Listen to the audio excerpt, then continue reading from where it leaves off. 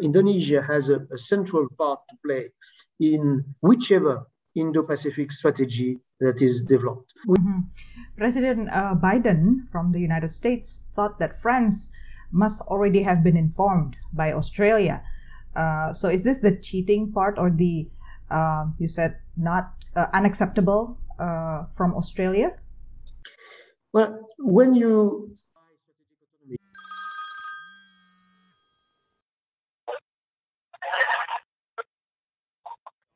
I'm with my friend. I want to say a short message to you people from Indonesia. We're very proud of you. I'm very proud of this guy. And now we will visit you in coming months, because I want to visit your country and do more things together. So thanks very much and see you soon.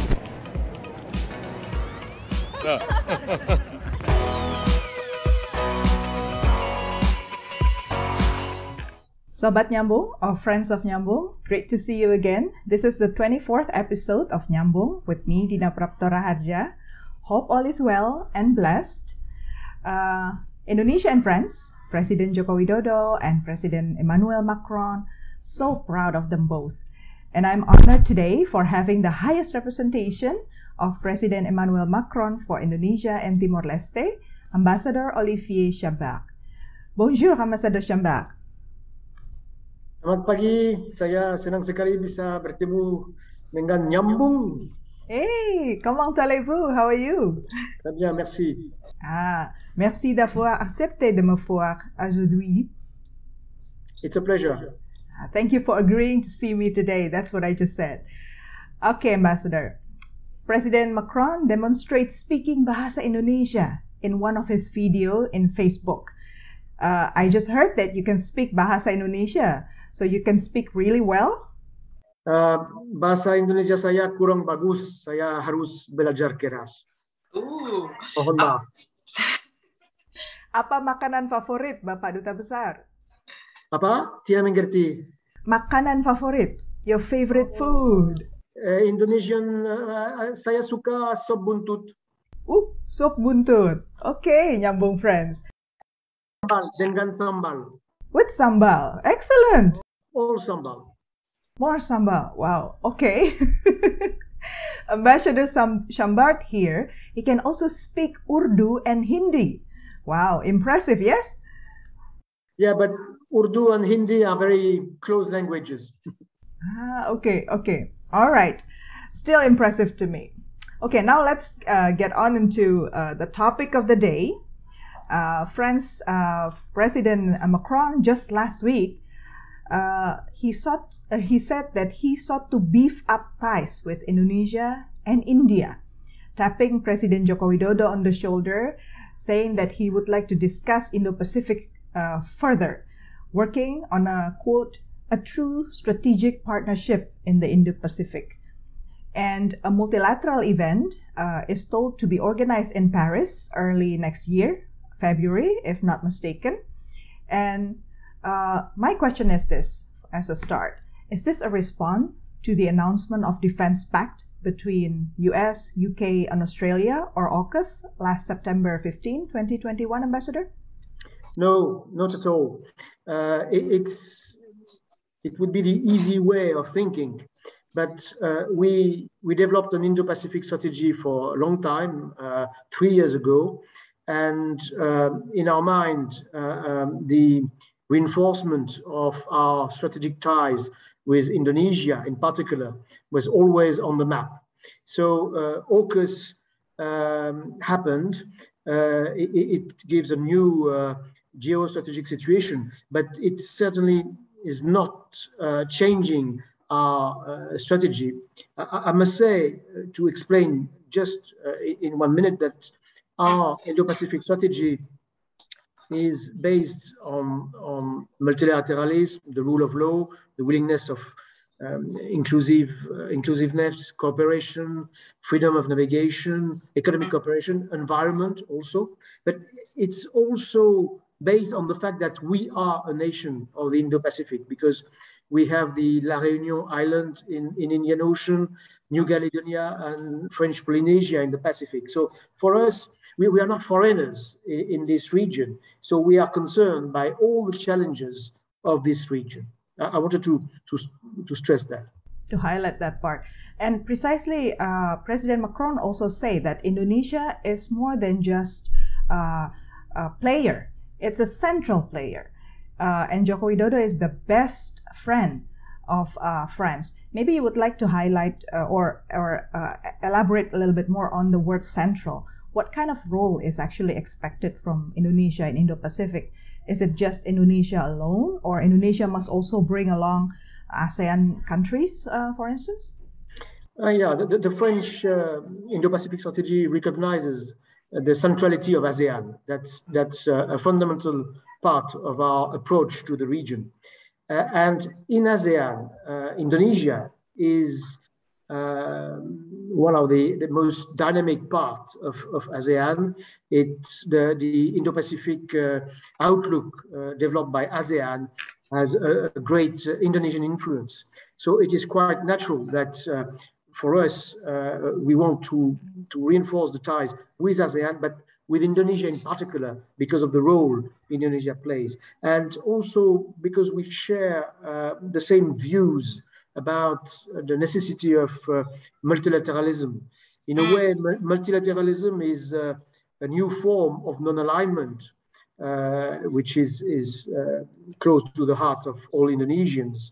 But today in the world, France and Indonesia are two champions of multilateralism. So we have a lot in common in our approach of the region, which is an approach which is not confrontational, which is an approach based on cooperation. We would like to see the region, we see it as a network of partnerships which are collaborating. Of course, we should not be naive. There are threats, there are problems, but the way to address those problems is not direct confrontation. Okay, you say there are threats. And in the strategy of France that's published on Indo-Pacific, there's a paragraph actually saying that you wish to have a strong involvement in settling a regional crisis in the region. What kind of crisis are you talking about by France here, and what do you mean by strong involvement? Well, the crisis, it's not always just a military crisis or military threats, or it's also could be considered as challenges, the challenge of environment in the region, the challenge of developing infrastructures, and doing so respecting in a sustainable way. But of course, we have tensions in the region, and the recent military alliance, AUKUS, is demonstrating that between China on one part and United States on the other. We think that China is at the same time a commercial competitor, a strong one, a potential threat. It's real.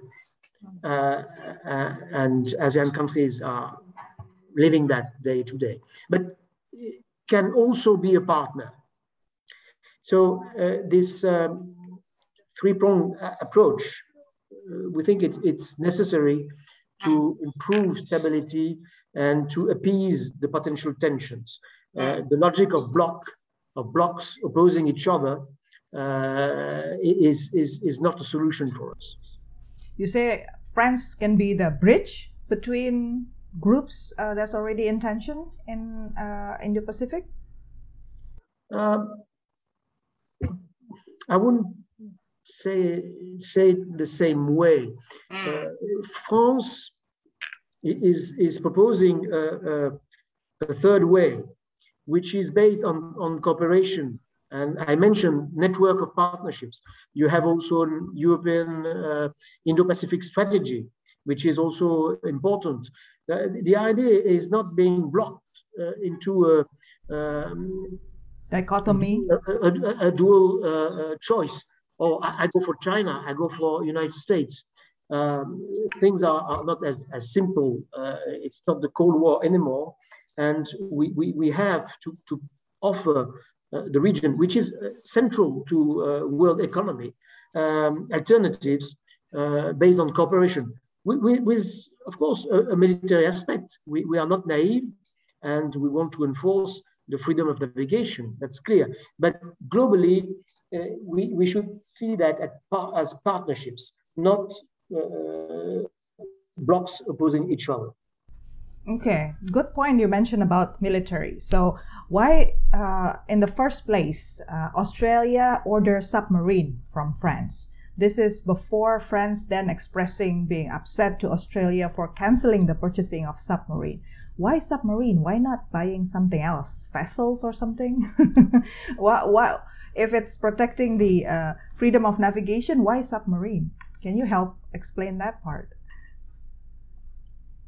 Well, we started discussing with the Australians not only about a submarine contract, because we should not reduce this issue just to a commercial problem.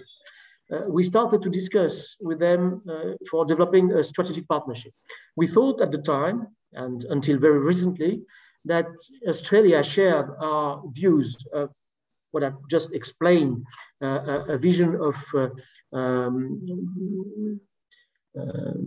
partnerships between countries and group of countries in the region with the objective of developing economy and appeasing tensions. So for us, Indonesia, Australia was becoming an important partner.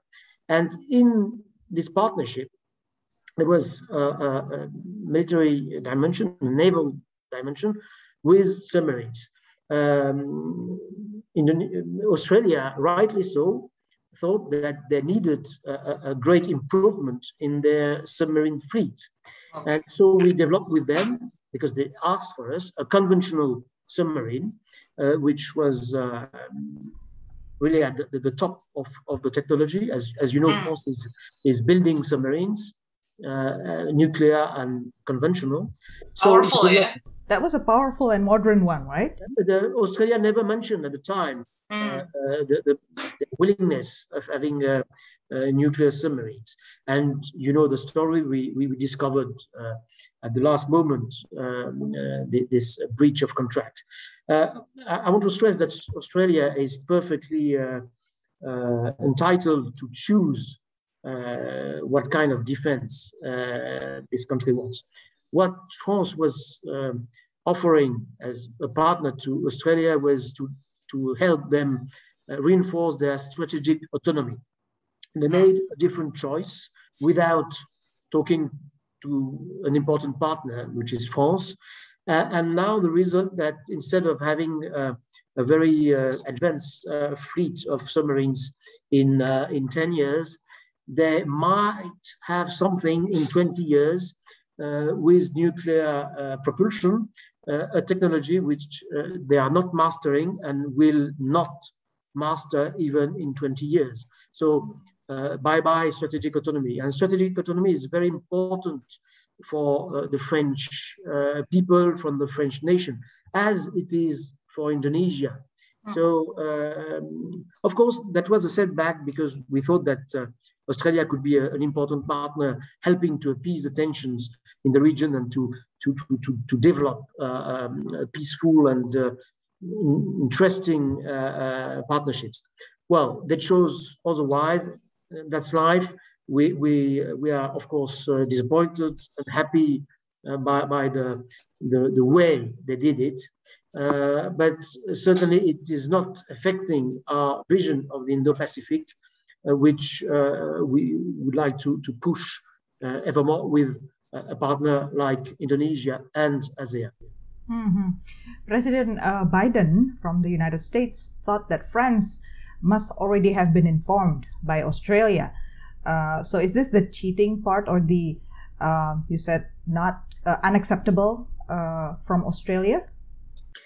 Well, when you develop a relationship based on trust, on common interests and a common vision, you expect your partner to be frank and straightforward. It could have been very easy for the Australians to say, "Oh, well, we have a problem. We want to renegotiate. Maybe we want something else." But it was never the case. Of course, there were normal problems for such a big contracts, like delays, problem of financing, and all that. But at no point did the Australians told us that they were changing their thinking fundamentally. They never asked us, could you provide nuclear submarines? Because we are building, the French submarine fleet is composed only of nuclear submarines. So we master the technology. But they never did that. So yes, it's a problem of trust. The word of Australia was not respected on that matter. So that's, I think, a stone in their garden, if I may say so. A few weeks have passed, and there were a G20 meeting where Prime Minister Scott Morrison was also there. Did they meet President Macron with Scott Morrison? Anything has been changed since then? No, and I must say that the Australian attitude has not been conducive to any sort of restart of the talks, contrary to what happened with President Biden, where President Biden clearly recognized the importance of having a French presence in Indo-Pacific, even a European presence. So we are working with Americans to restore the trust and to see how we can really work together in a very constructive matter. For Australia, I think we have to wait a little bit. Wait a little bit. Yeah, President Biden sent his Secretary of State, to say that he's in the mission to restore trust. Okay, now specifically on Indonesia, in this picture of Indo-Pacific, let's look closer into the Indonesia-France diplomatic and defense ties, if possible. One of the things that newspapers here and newscasts have mentioned is that France is also enhancing defense ties with Indonesia. You are investing more on defense capability in Indonesia. Can you talk a little bit more on that part? Yeah, we have a very long relationship with Indonesia in all sectors, and also in the military and defense equipment.